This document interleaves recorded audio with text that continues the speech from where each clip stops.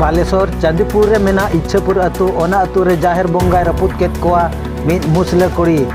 ओना अतु रे दो 22 टी घर गान ओरा मेना मिद साय शर्मा खन जास्ती गे हुईना ओना अतु रे संताल को ताहे हिजु कना 28/11/2022 हिलो मुकेश ओली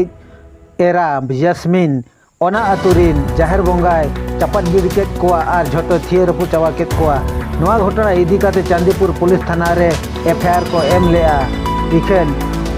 पोरेते बड़ाया मेना जे क्षतिपूरण लेकाते 8,000 टाका जुर्माना लेकाते एम के आय तेहेन नोआ चांदीपुर मिर्जापुर अतुरे दुलुब हुई लेना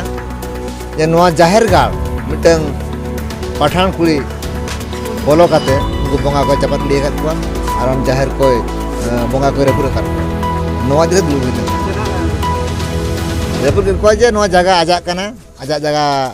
अरे जाहिर तैयार करना मनते लईते उनी रेपुर के रेकॉर्ड पत्र जहां नेलना देहले जेल के ओना दो ओनाबादी कना आजा जगह दो बांग कना ठड़ौटा न होइना तेहेन ओका एटा जतनी कुड़ी हपन बोलो काते जाहिर गाड़ी छुनते के तबना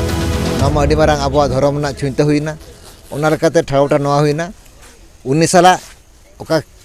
थाना रे एफआईआर हुई कना का केस हुई कना ओना केस लेकाते